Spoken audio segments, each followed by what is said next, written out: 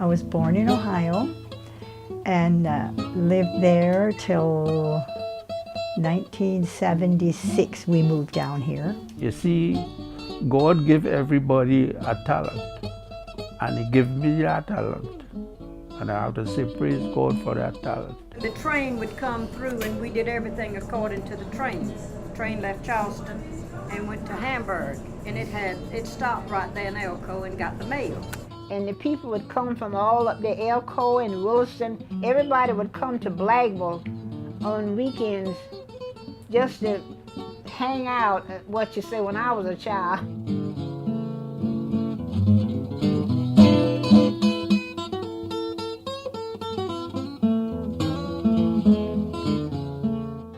My mom would put a quilt in frame and have friends come and sit around the quilt and do that. And we would, once a month at church, do a quilt thing, and I would help, but I never got off the spot.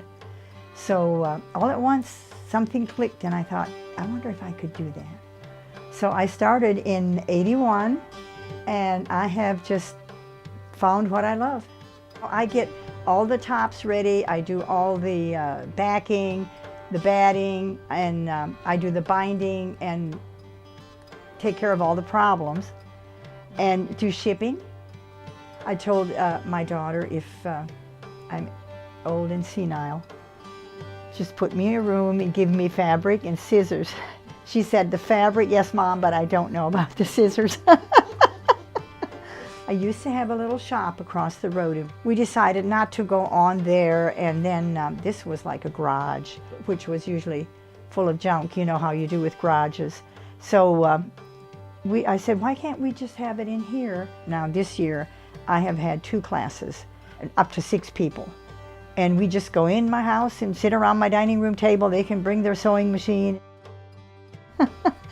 Well, now, if you have a quilt full of women, there are a lot of topics we talk about.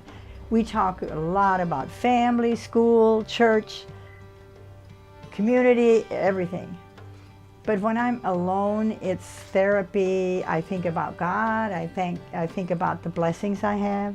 Think of my family. It's just therapy. Soothing. A lot of it is repeat customers, word of mouth. I occasionally have a tour bus that stops. They park over here at the church and walk across the yard. And then I go to shows quite a bit. Florida in February and Aikens-Macon in September. We're doing one at church now that's almost done. That will be sent to Galilean Children's Home in Kentucky. I am John Johnson. I'm really from Trinidad and Tobago. I was born there, so I lived there for about 56 years. And then I came to America. And from then on, I'm here. But I'm the only person I know who do wood burning. Because it's an art that scarcely anybody know about. It's very rare.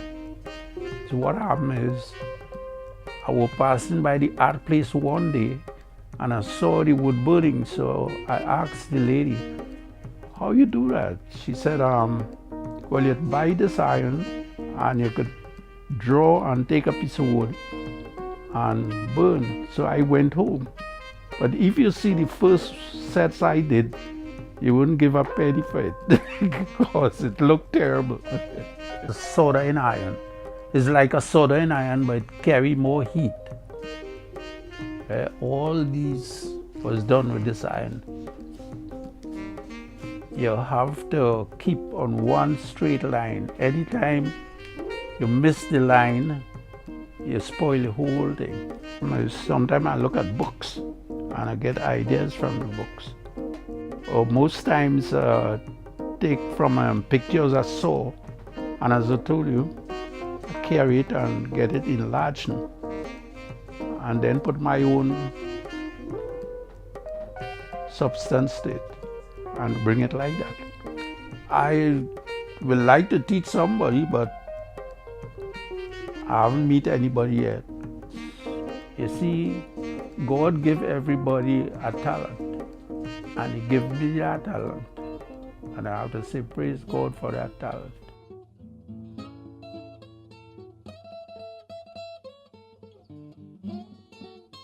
People in Elko looked out for each other. We had some good, well-educated, hard-working, do-right people. We really did. The train would come through and we did everything according to the train. The train left Charleston and went to Hamburg, and it stopped right there in Elko and got the mail. We used to ride the train at Thanksgiving time from Elko to Augusta, get off and get on the other train and go to Atlanta. We did all of our Christmas shopping in Atlanta, and we used the train. We really did. Then as children, we used the quarter and came to visit in Blackville, you know. And we had a good time on the train. Oh, I love the train. The friendship train, the best friend train. Yeah, it was the best friend. I used to call it the little 5 o'clock train because it would come from Charleston, and we would catch it to go to Augusta to get eyeglasses, our eyes tested, and be ready at 5 o'clock to catch it to come back to Blackville. Put us off in Blackville and it going back to Charleston. I used to ride Phil on the train. Because my daddy was a railroad man, but we used to go to different places just free, as long as it's from Savannah to Charlotte. And the people would come from all up there, Elko and Williston. Everybody would come to Blackville on weekends just to hang out, when I was a child. They would catch the little train and come and get off up there to the station. 5 o'clock in the afternoon on Saturdays, you can just see people just going down to Blackville, going to town. Nowadays, it's just a different story.